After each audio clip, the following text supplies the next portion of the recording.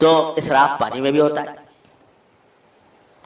اسراف کھانے میں بھی ہوتا ہے کہ یہ فرمایا گیا کہ بھئی اتنا کھاؤ کہ سانس کی جگہ باقی رہے تمہاری،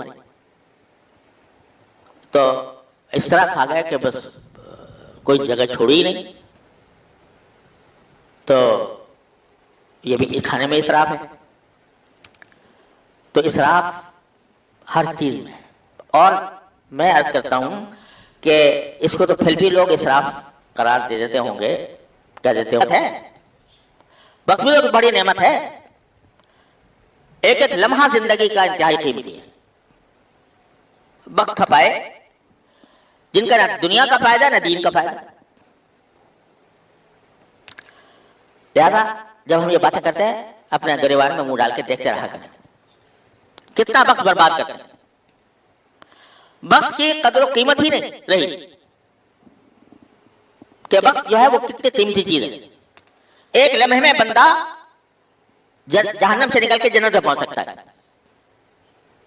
ایک مرتبہ آپ نے صدق دل سے کہہ دیا استغفر اللہ ربی من کل ذنب واتوب الیہ، اپنے پورے سارے ماضی کا گند دھو دیا، یہ کہہ دیا تو پہلے جہنم میں تھے اب جنت میں چلے، ایک لمحے میں۔ سبحان اللہ کہنے میں کتنی دیر لگتی لیکن اس کے اوپر اتنا اجر ہے، الحمدللہ کہنے میں کتنی دیر لگتی اس پر کتنا اجر ہے۔ تو یہ بھی ایک بیماری ہے جو آج بہت زیادہ پھیل گئی ہے، وقت کا صحیح استعمال نہ کرنا، وقت ضائع کرنا۔ جو کام جس کام کے لیے چند منٹ درکار تھے اس کے لیے گھنٹے صرف ہو رہے ہیں۔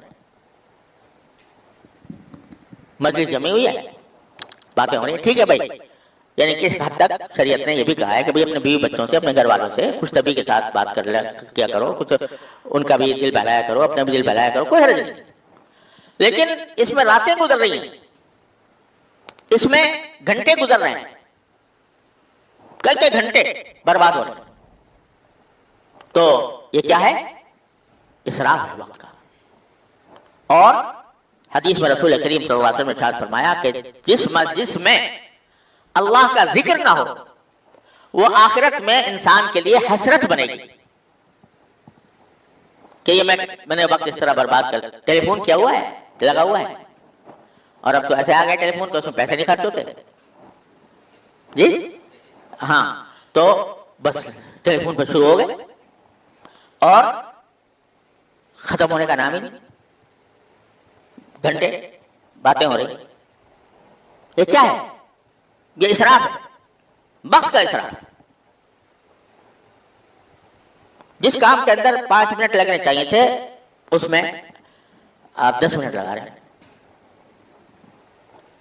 تو میرے والد ماجد قدس اللہ تعالیٰ سرہ اللہ تعالیٰ کہ زندگی کے لمحات بڑے قیمتی ہیں، ان کو تول کر، یہ الفاظ بولتے تھے، ان کو تول کر اللہ تبارک و تعالیٰ کے رضا کے کاموں میں صرف کرو۔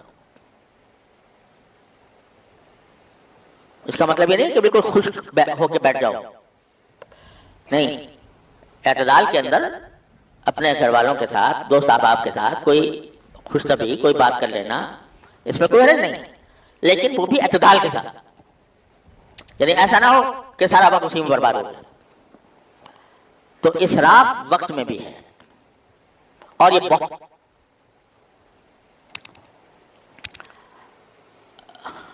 حضرت والد صاحب قدس اللہ تعالیٰ سرہ صحیح میں نے یہ بات سنی اور بار بار سنی اور عمل بھی دیکھا، ہر چیز کے لیے نفع طلا وقت متعین،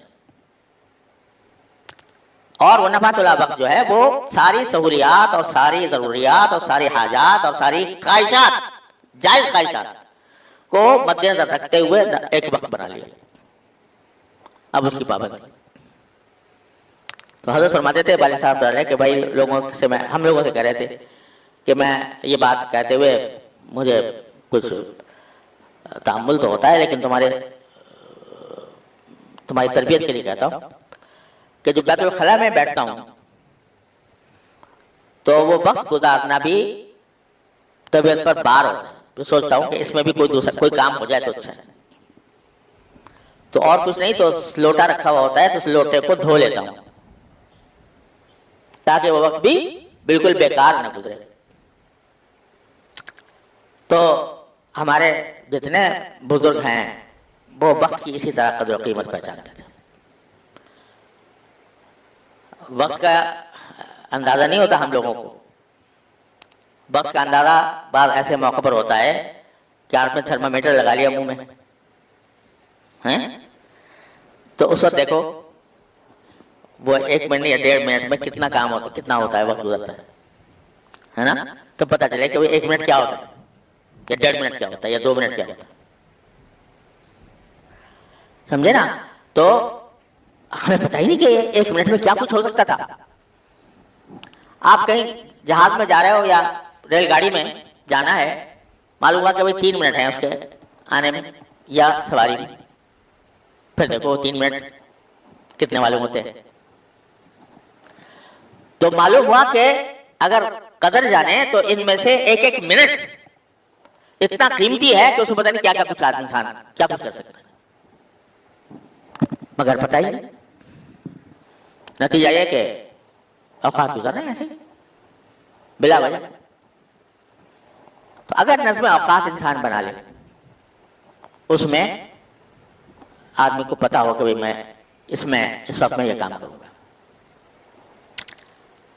اب اپنی مثال دینا کوئی اچھا نہیں ہوتا، لیکن والد صاحب رحمۃ اللہ علیہ کی تربیت کے نتیجے میں الحمدللہ پتا ہے. یعنی میں آپ سے عرض کروں کہ اگر جب کھانے کے لیے آتا ہوں اور گھر والے کھانا اتارنے والے ہوتے ہیں، مجھے پتا ہے کہ 5 منٹ لگیں گے. اس 5 منٹ کے لیے میرے ذہن میں ایک کام متعین ہوتا ہے کہ اس 5 منٹ میں کیا کرنا ہے. کہیں سفر، کہیں گاڑی میں جانا ہے تو اندازہ ہے کہ کتنا برس خرچ ہوگا، آدھا گھنٹہ لگے گا مثلا. اس آدھے گھنٹے کا کام پہلے سے ذہن میں طے کیا ہوا ہوتا ہے. اس آدھے گھنٹے میں کیا کرنا ہوگا. بعض میری تالیفات جو ہیں وہ صرف 15 منٹ یومیہ کی ہیں. یہ وہ نہیں، حضور نے فرمایا وہ صرف 15 منٹ کام کا وقت ہوتا تھا. چوتھے گھنٹے کے بعد، چھٹے گھنٹے کے بعد اذان عصر سے پہلے وہ اس کام کے لیے تھا. تو آدمی کو خود اگر یہ سوچ کر انسان اپنا نظم بنائے کہ بھئی میں فلاں وقت میں میرے پاس خالی ہے، اس میں کیا کر لوں گا، اور کچھ نہیں ہے، سمجھ لو کہ بھئی اس میں سبحان اللہ الحمدللہ لا الہ الا اللہ اللہ اکبر پڑھوں گا، ذکر کروں گا.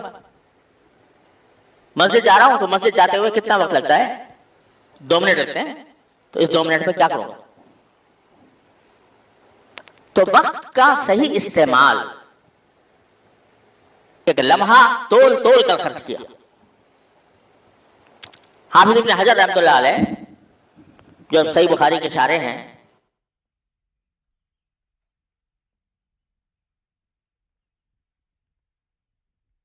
لکھتے لکھتے اس کی جو نوک ہوتی تھی وہ موٹی ہو جاتی تھی، تو اس کے اوپر اس کو قط رکھنا پڑتا تھا. تو ان کے تذکرے میں آتا ہے کہ جتنی دیر میں وہ قط رکھتے تھے اپنی اس کے اوپر، اس دوران مسلسل ذکر میں مشغول رہتے تھے. طے کیا ہوا تھا کہ بھائی صرف توجہ کی بات، اپنے وقت کو کس طرح صحیح اس فکر لگنے کے بعد اللہ تبارک و تعالیٰ مدد فرماتے ہیں. علامہ سیوطی رحمۃ اللہ علیہ لاکھ تک نبی کریم صلی اللہ علیہ وسلم کی بیداری میں 40 سال میں سے پوچھ کر گئے. کیسے کر گئے؟ کہ وقت کی قدر و قیمت پہچانا، اس کو صحیح استعمال کیا، اللہ تعالیٰ پھر برکت بھی دیتے. بڑے بڑے علماء جو ہے نا، جن کا ہم آج سر پہ رکھتے ہیں، ان کی کتابوں کو اپنا فخر سمجھتے ہیں، اپنے لیے ایک تاج سمجھتے ہیں. علامہ نووی رحمۃ اللہ علیہ 40 سال کی عمر میں رخصت ہو گئے، اتنا سب بڑا ذخیرہ چھوڑ کے. مولانا عبدالحی لکھنوی جن کے ہاتھ سے پڑھ کے ہم درس پڑھتے اور پڑھاتے ہیں، 40 سال کی عمر میں ختم. کیسے کر لیا اتنے 40 سال کے اندر اتنا بڑے کارنامے کیسے انجام دے دیے؟ وقت کے صحیح استعمال سے. تو یہ بہت اہم بات ہے میرے بھائیوں، اس کی قدر و قیمت پہچاننے، وقت کی قدر و قیمت پہچاننا. اور